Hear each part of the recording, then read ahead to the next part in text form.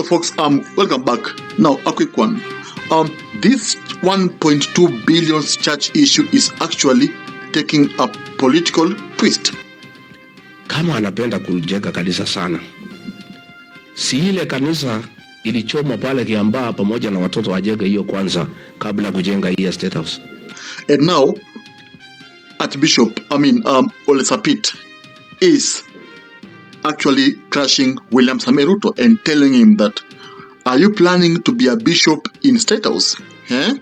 Sasa kazi ya kuwa president imekushinda, so umeamua kukuwa bishop State House. President Ruto is actually having it tough to rule this nation.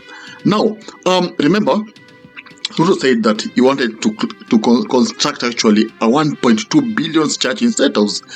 And this was followed by a public backlash. In fact, people told him, are you the owner of State House? Because that's not your land.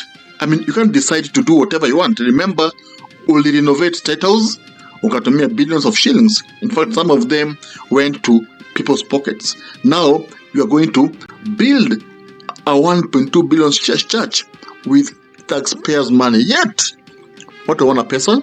Yeah? People go hungry, and you want now to add more burden to Kenyans. Because people go to churches, huku mtaani, huku nyumbani, because the whole country won't go to church instead of kweli. And again, what if a Muslim becomes the president?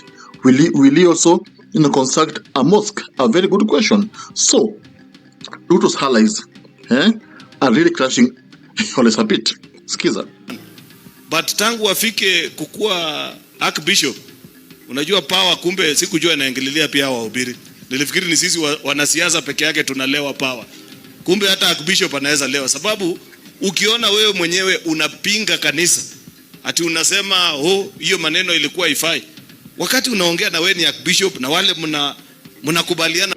Yes, they are actually, stopping him from ridiculing William Samoei Ruto. Wakumwambia when Ruto atakuwa bishop.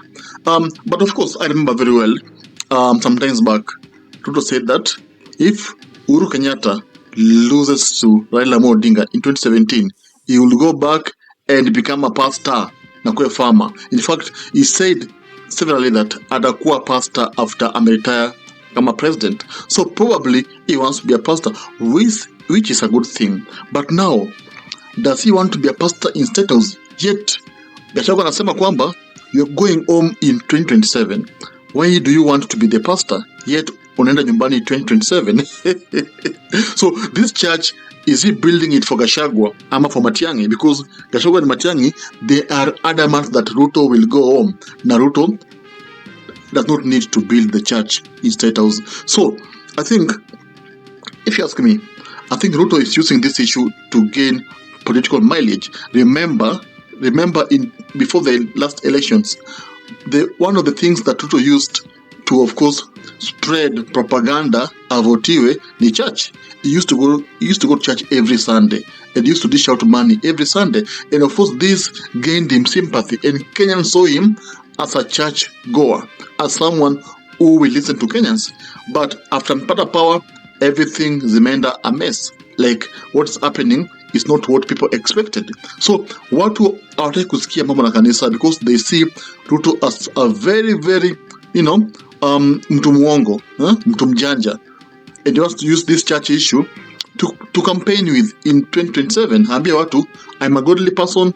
I constructed a church in State House. No, I believe in God, so you need to give me the votes. Remember, Ruto amekita Raila mganga, and people bought it. Watu wakasema Raila ni mganga, we can't vote for you. Let us vote for this godly man. Now, the godly man has turned out to be a dangerous person because every Gen Z wants to see him out of State House. Now, as we are talking, Saba Saba day ni kesho, and I think we know what to expect. Remember what happened last week, but one, it was chaotic. People died. There was massive destruction of properties. But we are praying this time round, the same thing should not happen. People should go there and protest peacefully because life is so precious and you live once. So that's what happened about the church issue. And tell me, do you believe Ruto is going to construct this church? Ama he was just testing the waters. I mean, you need to hit me in the comment section. Thank you.